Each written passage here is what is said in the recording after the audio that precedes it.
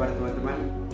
Jadi di sini saya akan berbincang sedikit dengan seorang narasumber yang mana kita akan sedikit bercerita tentang generasi milenial mulai dari tahun 80-an, 90 dengan generasi Gen Z, yaitu dimulai mungkin dari tahun 1995 sampai 2010-an. Jadi pasti kita sudah tahu bahwasanya zaman sekarang teknologi sudah semakin berkembang. Banyak sesuatu hal yang bermunculan di zaman sekarang dan tidak ada di zaman milenial, dan ada juga sesuatu di zaman milenial yang mana tidak ada di zaman kita sekarang. Nah, mungkin kita akan cari perbedaannya dengan berbincang dengan narasumber. Jadi saya akan perkenalkan dulu sedikit latar belakang dari narasumber kita, yaitu Bu Anissa Kusuma. Baik, di sini kita sudah bersama Bica. Apa kabar Bica? Ya, Alhamdulillah. Jadi sedikit latar belakang dari Bica. Beliau mengambil S1 filsafat di Universitas Islam Bin Syarif Hidayatullah. Setelah itu beliau kembali melanjutkan pendidikan di Universitas Muhammadiyah Jakarta, mengambil jurusan komunikasi bisnis. Jadi mungkin kita bisa berbincang mungkin tentang sedikit tentang generasi milenial, perbedaan dan kekurangan, kelebihan generasi milenial dan generasi saat ini, yaitu generasi Z. Jadi mungkin bagaimana pendapat Buca yang mana sudah merasakan beberapa zaman ya, dari perubahan zaman dari generasi milenial, terus generasi Z, dan sekarang sampai Gen Alpha. Kira-kira menurut Bica bagaimana?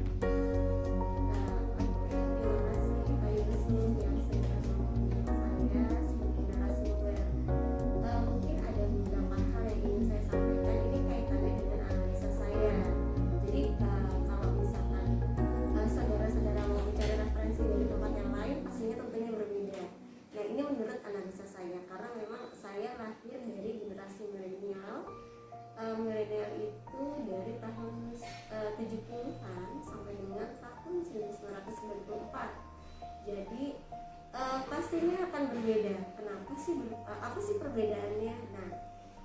Nah, tentunya banyak banget perbedaannya, karena kami dituntut pada zaman kecil kami itu belajar tuh tanpa penuhnya arus informasi. Jadi kami tuh dituntut untuk lebih tahu, untuk lebih bekerja keras lagi untuk mencari informasi. Nah, berbeda dengan anak-anak generasi Z yang tadi disampaikan oleh Ustaz Yusuf. Generasi Z itu dari tahun 95 sampai tahun 2010. Kalau generasi Z ketika ingin mencari informasi itu sangat mudah. Bukan bahwa Google di situ semua informasi itu bakal mudah didapat. Jadi dengan generasi milenial itu generasi ini. Terus kemudian apa lagi? Bedanya itu banyak. Kalau kami yang lebih percaya diri, biasanya lebih ambisi. Kenapa? Karena memang dari kecil tuh kami termasuk orang-orang yang didoktrin bagaimana caranya untuk mendapatkan sesuatu itu harus dengan bekerja keras. Nah, sehingga ambisi kami itu lebih kuat, percaya diri kami lebih tinggi atau lebih tinggi. Nah, kemudian dengan generasi Z. Kalau generasi Z itu juga lebih tampak lagi, lebih sosialisasi. Tapi sosialisasinya itu melalui media sosial. Tapi ketika berinteraksi dengan manusia pada umumnya, biasanya lebih cenderung introvert. Kenapa? Karena udah asik dengan dunia modern. Jadi banyak perbedaan yang membuat generasi Z dan generasi Y, tapi juga banyak kekurangan itu dari berbagai perspektif ya, termasuk nah, kalau kekurangannya, kalau di zaman kami, nah biasa, karena memang kami tuh biasa pengen sesuatu hal tuh yang lebih sifatnya lebih perfect, sehingga ketika misalkan kami dihadapkan dengan satu masalah, khususnya untuk generasi milenial, itu biasanya lebih mudah depresi, stres, karena apa yang kami mau tuh nggak kecapai karena ambisi yang tinggi. Ambisi yang tinggi membuat kami kalau menghadapi sesuatu kami akan mudah stres.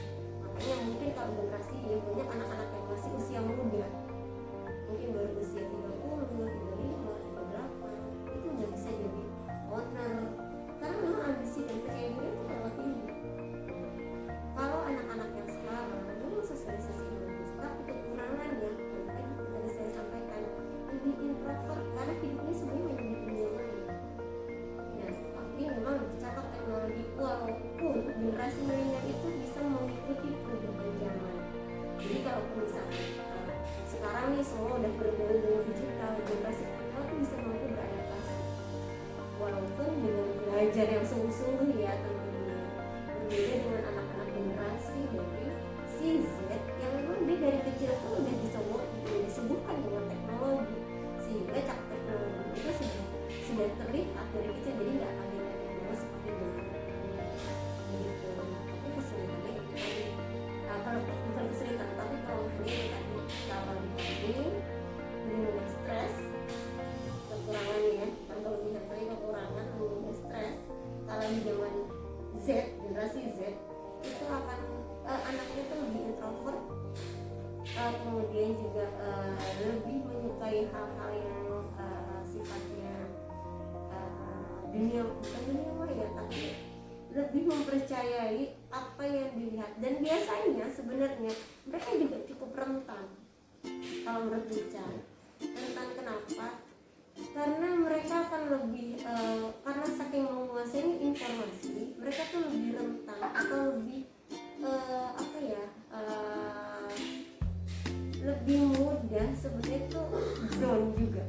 Tapi downnya tuh stresnya nggak kayak kami, karena terkadang lebih menyepelekan. Jadi kalau misalkan gini, dikasih tugas apapun itu, biasanya mereka akan lebih percaya dirinya itu lebih tinggi karena gampang nanti dapat referensinya lebih mudah. Tapi ternyata misalkan ketika arus informasi itu tidak didapat, ternyata kurang nih referensinya, ternyata belum sesuai dengan keinginannya. Nah itu mereka akan lebih mudah putus asa. Jadi nggak kayak kami yang tidak percaya tinggi, kemudian ambisinya tinggi. Jadi kami akan lebih mencari bagaimana untuk mendapatkan solusi yang terbaik. Kalau mereka nggak akan cari solusi. Aku bilang tinggalin aja. Nah itu kekurangan dari generasi Z. Itu menurut analisa saya. Nah sekarang saya kembali lagi ke audiens. Sekarang setiap audiens itu pasti ada proses menganalisa. Berarti begitu ya Bu. Jadi dari setiap zaman pasti punya kelebihan dan kekurangan. Dan mungkin kekurangan kita di Gen Z saat ini mungkin kurangnya kita berkomunikasi dengan kerabat, teman yang dekat terasa jauh, yang jauh terasa dekat. Nah, akhirnya pun untuk bersosialisasi ke masyarakat itu agak kurang. Dan begitupun generasi milenial di zaman itu mungkin dituntut untuk kalau mau makan harus cari sendiri, harus usaha sendiri, harus dapat sendiri. Jadi harus berdiri di atas kaki sendiri tanpa mengandalkan orang tua. Jadi terbentuk jiwa-jiwa pemimpinnya gitu. Jadi intinya kalau ngomongin tough, sebenarnya lebih tough anak-anak generasi dari generasi X, generasi Y, itu lebih tough. Walaupun memang generasi Z juga tough ya, tapi tingkat mentalitasnya tuh lebih berbeda-beda. Beda dengan generasi X, generasi Y, dan generasi Z. Begitupun nanti pasti juga akan ada perbedaan yang signifikan dengan generasi A. Nah, tapi itu semua kita dengan semuanya perkembangan zaman, dan akhirnya perubahan itu pastinya tetap diakselerasi. Berarti di saat ini kita berhadapan dengan arus teknologi yang sangat kencang. Kapan kita nggak bisa mengontrol diri, nggak bisa mengontrol arus, kita akan terbawa arus jauh. Nah, berarti itu kita tidak harus ikut arus, tapi setidaknya kita bisa mengendalikan dan kita bisa memutar arus itu kembali. Intinya ciptakan arus, jangan ikuti arus. Jadi bagaimanapun siapapun itu secara ideal kita harusnya menciptakan, jangan terbawa arus, karena arus itu kita nggak pernah tahu dari hulu ke hilirnya ke mana, kita nggak akan pernah tahu. Jadi artinya setiap individual, setiap generasi itu pastinya punya kelebihan, walaupun nggak semua orang yang disampaikan itu akan serupa atau sama, tapi pastinya Oke, jadi sehingga ketika ketika kita seolah-olah dalam dunia digital atau dunia maya, seolah-olah tuh kita punya banyak teman, hidup kita happy, padahal banyak sisi-sisi kosongnya kita. Kenapa? Misalkan kita ketemu orang tua, habis itu foto-foto selfie seolah-olah wah keluarganya sangat harmonis ya, padahal ternyata setelah foto-foto itu di meja makan pun sibuk masing-masing dengan gadgetnya, handphonenya, asik tertawa-tawa dalam dunia mayanya, entah lewat WhatsApp, entah lewat Facebook atau IG, sekedar membalas chat. Dan itu kan bagian sebenarnya digitalisasi itu bisa merubah seseorang. Nah maka dari itu sebenarnya di tiap generasi pasti bagaimana kita yang namanya bisa membawa arus itu ke dalam arus informasi yang baik. Maka dari itu pentingnya namanya menciptakan arus, jangan mengikuti arus, karena kalau kita terbawa arus yang salah itu bahaya. Tapi kalau kita misalkan bisa menciptakan arus, orang malah mengikuti kita, apalagi kalau arus yang kita bawa dalam positif itu. Oke, jadi terakhir Bu, kira-kira karena kan dari semua kemudahan yang sudah ada di zaman kita, apa kira-kira pesan bisa untuk generasi di zaman Z ini, generasi Z? Intinya jangan mudah menyerah. Ketika punya masalah, cari solusi yang terbaik. Karena untuk generasi Z, banyak ketika memiliki permasalahan bisa mengalami masalah. Dan sebenarnya masalah itu harus dibuka. Jadi intinya kita harus berani menghadapi masalah. Betul. Jadi kata menyerah dihilangkan dulu dari kamus kehidupan kita. Baik, terakhir ya Bu Ica. Jadi dari semua yang telah Bu Ica sampaikan, perbedaan dan kelebihan, kekurangan, nah kira-kira apa pesan Bu Ica sebagai generasi milenial kepada generasi Z saat ini? Pesannya sih sebenarnya nggak banyak. Mudah-mudahan untuk generasi Z yang saat ini mampu memanfaatkan teknologi secara bijak. Itu pentingnya. Kenapa? Karena memang beberapa kali kita pernah melihat banyak orang yang tidak mampu memanfaatkan teknologi ini secara bijak. Contohnya, misalkan membicarakan urusan pribadi di media sosial itu tidak baik. Jadi kalau bisa harapkan ya untuk generasi Z ini bisa memanfaatkan digital ini secara bijak. Oke, jadi sedikit kesimpulannya bahwasanya tidak semua hal bisa kita ekspos ke media sosial, karena banyak hal-hal yang harusnya bersifat privasi tapi kita ekspos, akhirnya pun ya itu menurunkan image kita. Ya mungkin terima kasih banyak ya Bu atas kesempatannya. Saya mohon maaf udah mengganggu waktunya. Saya lihat Bu Ica udah ngantuk banget ini. Jadi saya mohon maaf. Terima kasih. Mungkin kita bisa bertemu di lain waktu lagi ngobrol-ngobrol. Jadi mungkin itu saja teman-teman. Sekian dari kami. Assalamualaikum warahmatullahi wabarakatuh. Sebelumnya maaf Pak mengganggu waktunya sebentar. Perkenalkan diri dulu, saya Maris Farha Aulia.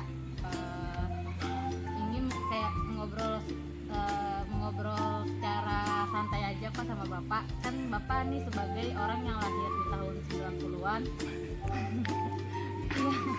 Iya, kan pasti generasinya juga beda, eranya juga beda. Jadi mau tanya di era Bapak ini kelebihan dari era Bapak di tahun 90 itu kayak gimana Pak? Kelebihannya apa aja, soal tentang mungkin ekonomi, pendidikan, atau apa aja kelebihan-kelebihan? Barometernya apa? Barometernya standarnya itu kapan? Sebagai arenanya itu kapan? Sehingga bisa dibandingkan dengan generasi Z. Kita patok misalkan 2022 ini dengan era Bapak di tahun 90-an kan itu jauh tuh jaraknya. tahun 90 saya masih kecil Bu Haji. Mungkin gini, oke, mungkin. saya sederhanakan, Iya. saya paham. Ya. Ya, mungkin maksud kalian bagaimana perbedaannya generasi yang lahir antara tahun 80, 90 dan 2000 Iya. dan konsekuensi logisnya di tahun 2022 ini. Iya. Oke. Sekarang kalian semester berapa? semester 5. Semester 5. Saya semester 5 itu di tahun 2013. Oke, anggap itu ya. Sekarang kita tahu bahwa asal kalian tahu, sekarang kalian pengen itu gadget ya. Gawai atau apa? Di tahun 2013 itu belum ada. Pada kan saya pribadi punya Android itu di tahun 2015. Bayangkan selama 2 tahun itu saya menjadi mahasiswa yang gaptek. Yang nggak megang gadget sama sekali. Secara ekonomi nggak ada. Oh. Tahu. Ada sih, cuma saya nggak beli memilih itu nggak mempunyai gitu. Oke. Kelebihannya, kekurangan dulu mungkin ya. Iya, Kekurangannya dulu bahwa di tahun yang sama dengan kalian sekarang, dimana kalau saya itu 2013, untuk sangkut pautnya dengan pembelajaran itu sangat terbatas. Itu kekurangan, terbatas. Tidak bisa sewaktu-waktu mengakses informasi yang menjadi kebutuhan kita. Kita ingin langsung dapat, enggak. Misalnya kalau kita ingin literatur referensi, kita harus pergi ke pertama yang paling bisa diakses itu adalah perpustakaan. Tapi asal kalian tahu, perpustakaan selalu memiliki kekurangan. Kekurangannya apa? Bahwa ada objek yang update tapi di perpustakaan belum ada. Akhirnya kita terpaksa pergi ke namanya Gramedia. Dengan keterbatasan keuangan, nggak mungkin kita beli. Akhirnya kita nyari buku-buku yang sudah dibuka plastiknya, kita baca di situ. Kalau masih memungkinkan ada HP yang ada kameranya, tapi bukan Android ya. Kita potret sambil dilihatin sama yang punya, yang jaga gitu. Itu kekurangannya itu. Secara ekonomi saya kira sama, karena perbandingannya mungkin uang 100.000 di zaman itu sekarang hampir setara dengan 200.000 mungkin, atau 150 lah, nggak jauh beda. Oke, itu kekurangannya, akses informasi yang terbatas. Terus kelebihannya apa? Kelebihannya ada hal yang nggak bisa atau mungkin susah diikuti oleh anak zaman sekarang, apa? Kemandirian. Kemandirian berbeda. Mungkin kalian juga mandiri dengan definisi yang berbeda. Mandiri apa? Kita dengan adanya keterbatasan itu akhirnya menuntut kita untuk gerak aktif. Itu yang menjadi ciri mahasiswa. Makanya banyak celotehan-celotehan, entah sebetulnya itu ini serius ya. Misalnya di tahun 98 mahasiswa bisa menumbangkan presiden. Di zaman sekarang mahasiswa bertiktok ria. Ya kan? Iya. Benar. Iya, setuju. Dan sampai sekarang pun saya juga masih termasuk orang yang risih ketika ada mahasiswa yang tiktokan. Itu risih. Daripada begitu, apakah nggak sebaiknya diskusi segala macam, minimal menyelesaikan persoalan tugas-tugas kantor. Nah kayak sekarang ini kalian sudah bagus ya. Langsung terjun gitu ya. Seperti apa? Nah kelebihannya itu. Terus apa lagi? Tentang di era bapak kelebihannya itu kayak gitu. Terus kalau misalnya tentang era-era yang sekarang menurut bapak tuh kelebihannya apa, Pak? Era yang sekarang kelebihannya sebelum tadi sudah saya singgung, apa ya, sama saja sih. Yang jelas perbedaan yang saya sebetulnya tidak perlu menjelaskan kekurangan dan kelebihannya apa. Yang jelas faktanya seperti itu, bahwa di zaman sekarang banyak terbantu oleh kemajuan teknologi. Tapi plus minus, teknologinya maju, tapi tidak menjamin bahwa karakternya maju juga. Kalian PAI apa PS? PAI. Sekarang saya tanya, saya ditanya malah saya tanya. Yang kalian maksud dengan yang kalian pahami tentang pendidikan karakter itu apa? Atau enggak, pendidikan abad 21, sorry. Tentang apa sebetulnya pendidikan abad 21? Ini pertanyaan yang bisa nanti sekali menjadi jawaban saya. Pendidikan abad 21 teknologi. Teknologi ya? Iya. Oke. Teknologi. Kalau saya mengikuti cara berpikir kalian, yang ada di benak kalian, kalau pendidikan abad 21 itu diidentikan dengan teknologi, maka pendidikan selesai dengan uang. Artinya orang kaya nggak perlu lagi belajar karena mereka mampu untuk membeli segalanya, ya nggak? Iya. Terus apa makna pendidikan kalau begitu? Ada yang harus diubah, bahwa pendidikan abad 21 adalah pendidikan karakter. Bahwa teknologi itu muncul karena karakter. Ada satu siapa saya lupa ya, pembicara begini, orang tua saya itu awam, bahkan keterbelakangan ekonomi, tapi bisa menjadikan saya sekarang sampai berpendidikan tinggi sampai doktor. Berarti hebat kan orang tuanya kan, mampu melahirkan anak yang berpendidikan jauh di atas orang tuanya. Tapi belum tentu si anak yang sudah dokter mungkin bisa mengantarkan anak-anaknya bisa sama seperti dia. Berarti ada kelebihan kekurangan yang tidak bisa disamakan. Plus minus itu yang tadi jawaban saya yang paling aman tuh plus minus. Di zaman sekarang ada kelebihannya, ada kekurangan. Di zaman dulu juga begitu. Zaman dulu juga mengimpikan, kalau kita punya tempat yang indah mungkin nyaman buat belajar. Tapi nyatanya setelah ada tempat yang indah, apakah kalian nyaman dengan tempat itu? Enggak. Kita malah berfoto-foto. Tuh. Jadi jawaban saya adalah menimbulkan teka-teki sehingga kalian nanti merumuskan sendiri gitu. Sama saja, nggak memberikan jawaban sebetulnya saya. Makasih Pak, itu udah termasuk dalam jawaban juga sih. Jawaban juga. Iya. Nah terakhir ini kayak apa harapan Bapak buat anak zaman sekarang? Soalnya saya tua enggak Enggak, tua. maksudnya buat yang sekarang. Itu pertanyaan buat orang tua, itu saya kan Enggak, enggak tua. maksudnya buat Oke. buat yang sekarang nih, buat kayak ya ibaratkan Bapak alumni MI nih. Nah berarti kan Ya. ada adik kelasnya. Nah harapan-harapan. Oh, harapan itu. Oke. Ada sebuah kisah seorang pemuda-pemudi atau katakan pasangan lah ya, pasangan kekasih gitu. Mereka duduk di tepi pantai. Sepasang kekasih ini bilang satu orang ke yang lain, entah ceweknya atau cowoknya bilang, wahai sayang, alangkah indahnya laut ini berwarna biru. Betapa bahagianya menjadi ikan yang hidup di laut yang biru. Secara nggak sengaja si ikan yang sedang berenang itu mendengarkan, kata orang itu laut biru. Dia mencari kemana-mana ikan. Betul ya? Iya. Mana katanya laut biru. Sementara dia lihat enggak. Ya. Nah, kita itu begitu. Kalian hidup di STAIMI. Kata orang luar, STAIMI adalah pusat gerbang ilmu dan spiritualitas. Bagi orang, kalian berilmu dan spiritualitasnya tinggi. Tapi yang kalian datang ke sini mana nggak ada, di sini juga ternyata ada rumput, ada meja apa. Tanpa kalian sadari, kalian hidup dalam ilmu dan spiritualitas itu sendiri. Nah, maka gapai ilmu dan spiritual itu dengan cara yang sekarang ini mendukung kalian. Kira-kira itu. Dan kalau memang punya gadget, cari segala informasi yang mendukung perkuliahan kalian. Kalau memang diskusi yang menarik, bukan gibah gitu ya. Terus apalagi ya itulah, kalian bisa mengembangkan sendiri. Kira-kira itu. Dan kalian berpotensi bisa menjadi jauh lebih hebat dibandingkan orang-orang terdahulu. Kata Nabi itu, saya lupa hadisnya, bahwa di generasi semakin jauh nanti mereka justru lebih memahami perkataanku dibandingkan orang-orang yang sekarang ada saat ini bersamaku. Karena sekarang sudah dengan kemajuan teknologi, kita semakin mempermudah untuk memahami apa yang dulu pernah dipesankan oleh Nabi. Itu kira-kira. Sampai sini. Cukup Pak, makasih banyak atas waktunya. Ya, sama-sama.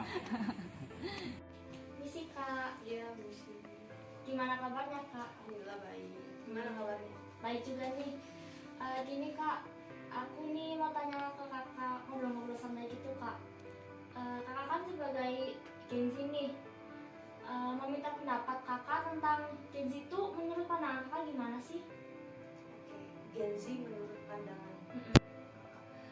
Pertama kita harus ketahui dulu Gen Z itu apa sih, dan terjadi era Gen Z ini pada kapan gitu. Kita harus tahu dulu ya. Jadi Gen Z ini lahir pada tahun 1995 sampai dengan 2010. Jadi itu disebut dengan Gen Z. Biasanya kita mengatakan itu generasi Z atau generasi internet. Tapi anak-anak generasi sekarang tuh menyebutnya lebih singkat, Gen Z. Iya. Jadi Gen Z ini memiliki beberapa kelebihan. Yang pertama itu kita lahir dari generasi sebelumnya, itu generasi milenial, terus terbitlah generasi Z. Yaitu lebih terbiasa dengan teknologi atau sudah terbiasa terlahir dengan teknologi yang ada. Jadi yang pertama kita mudah mendapatkan informasi. Di era digital sekarang ini kita lebih mudah mendapatkan informasi, sehingga kita begitu gampang mencari tahu satu informasi, baik itu dari segi pendidikan ataupun dari segi kepentingan pribadi yang ada.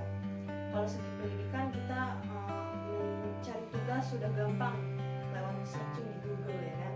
Tapi kalau misalnya kepentingan pribadian, misalnya kita lagi sakit, apa nih yang kita butuhkan, lagi demam, obat apa yang kita butuhkan, mungkin secara langsung saat itu kita harus cari tahu. Mungkin kita mau secara herbal ataupun apa, lebih mudah mendapatkan informasi. Untuk yang lain sebagainya masih banyak lagi. Sehingga ketika orang sudah biasa mencari informasi, kita lebih diperluaskan dengan pengetahuan-pengetahuan tadi. Yang pertama tadi? Yang pertama tadi apa? Mudah mendapatkan informasi. Yang kedua itu kita diberikan narasi untuk mudah. Iya, karena di zaman Gen Z ini itu cepat banget melakukan perubahan-perubahan. Tren-tren itu cepat berubah. Jadi kita mudah menerima informasi-informasi yang ada. Terus juga dengan itu kita tuh lebih mudah berkomunikasi. Lewat sosial media, contohnya lewat Twitter, Instagram, Facebook, YouTube, dan lain sebagainya. Mudah berkomunikasi dengan bukan hanya lewat virtual saja, lewat langsung, tapi bisa virtual. Jadi dengan mudah berkomunikasi, anak-anak Gen Z sekarang ini lebih mudah mengekspresikan dirinya lewat sosial media, lebih mudah memberikan komentar, pendapat lewat sosial media yang ada. Jadi dengan berkomunikasi juga kita bisa melihat ini. Jadi nyambung ke toleransi tadi. Dari sosial media tadi begitu banyak perbedaan dari budaya ataupun agama. Jadi dengan sosial media kita sudah terbiasa ini, oh budaya Aceh itu seperti ini. Dari misalnya cek di TikTok itu sering kan lewat, atau enggak di YouTube sering memberitahu dari budaya-budaya atau enggak dari agama, oh agama ini seperti ini. Jadi kita lebih mudah bertoleransi dan mudah berkomunikasi. Jadi tidak jarang zaman sekarang ada teman yang sudah begitu lama sering berkomunikasi tapi tidak pernah berjumpa, cuman hanya berkomunikasi saja. Pernah nggak? Pernah. Jadi kadang kita mau belajar bahasa Inggris, kita bisa lebih mudah langsung berkomunikasi dengan orang luar, tapi tidak pernah berjumpa, gitu kan? Jadi zaman sekarang itu tadi mudah mendapatkan informasi, mudah bertoleransi, dan mudah berkomunikasi. Yang terakhir ada dua lagi. Yang selanjutnya itu multitasking. Ya, dari zaman teknologi sekarang itu di satu waktu kita bisa melakukan berbagai macam. Kita dari dengar musik bisa sambil nyuci, terus kita lagi masak bisa dengerin podcast ada di Kuzer ya misalnya. Atau enggak yang lebih hebatnya lagi, karena ada zaman era pandemi, dari kita lagi belajar, sambil belajar kita juga bisa bantu orang tua, misalnya jagain toko atau enggak yang lain sebagainya. Jadi dengan Gen Z ini kita juga lebih multitasking, hebatnya Gen Z. Terus yang terakhir dari seni bakat atau passion kita yang kita miliki. Jadi orang Gen Z sekarang ini, anak-anak Gen Z sekarang ini mendapatkan penghasilan bukan dari yang dengan kerja langsung, tapi dari apa yang mereka bakati, mereka memiliki bakat, misalnya memiliki bakat masak. Jadi penghasilannya ini bisa mudah didapatkan karena sosial media. Mereka explore lewat sosial media tadi, dari berbagi informasi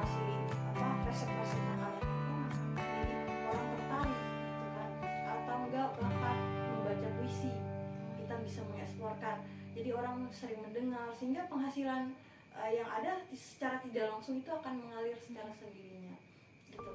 Jadi banyak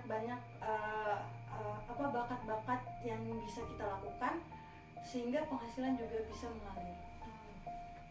Jadi dari kelima kelebihan Kenzi ini tuh, menurut kakak ada nggak sih kekurangan dari Kenzi ini sendiri?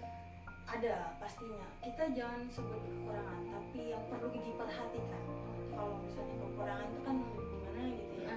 Tapi kalau yang perlu diperhatikan itu yang pertama, fokus pada penguatan diri sendiri. Kenapa sih Kak fokus pada penguatan diri sendiri?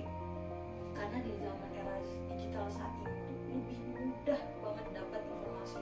Orang lebih gampang berkomentar, lebih memberikan komentar yang mungkin itu baik ataupun tidak. Jadi kita mungkin mengeksplorkan ke sosial media dan orang memberikan komentar, kritikan, kadang itu memberikan semangat ataupun kita ingin menjatuhkan kita. Jadi memperkuat diri sendiri dengan komentar-komentar yang ada. Terus tidak jarang sekarang ini buku-buku yang terbit itu tentang kesehatan mental. Anak-anak muda sering membaca buku tentang kesehatan mental, bagaimana kita bisa berdamai dengan diri sendiri. Terus juga dengan sosial media ini kita bisa melihat berbagai macam perubahan. Dia lebih mapan, dia lebih berpendidikan, sehingga kita merasa dia lebih cantik atau dia lebih baik dari kita merasa kurang atau orang sering menemukan insecure, lebih tidak percaya diri. Jadi fungsi penguatan diri itu penting.